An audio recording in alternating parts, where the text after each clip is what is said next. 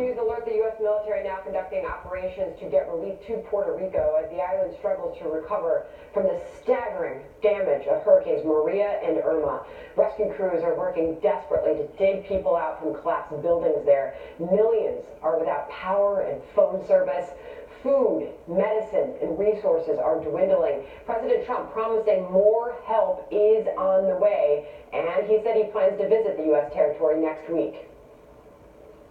Tuesday seems to be the first time we can do without really disrupting first responders and the efforts that are being made to help people.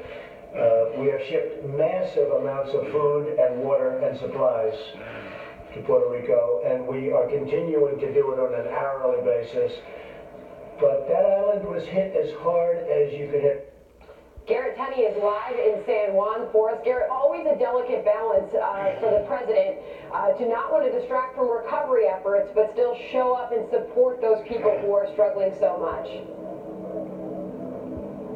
Yeah, Sandra, I can tell you, we have seen that relief supplies coming in over the last few days at the airport, and the government says it has been going out. But I got to tell you, firsthand, we have not seen that happening. What we have seen are long lines like these across San Juan, this one particularly for gas, but also for basic necessities such as food and water. This line, it stretches on the cars all the way around the block for nearly a mile. A lot of these folks standing here in line to fill up gas tanks. I just talked to one couple a little bit ago that said they got in line at 5 a.m. this morning. Almost 9 hours later, they finally had a chance to fill up their tank. And for those 9 hours of waiting, all they could get is just $10 worth of gas due to those rations. You can see the government has placed armed officers at gas stations across the country to ensure that things don't get out of hand. And thankfully, that hasn't been happening across the country. There haven't been cases of that. But talking to folks the last few days, it's clear that their patience is running thin. No food, no water, no power, electricity, and no communication with the outside world. And they say this can only go on for so long. We're very patient people. We try to help each other, but there's a breaking point, and we don't see anything happening yet.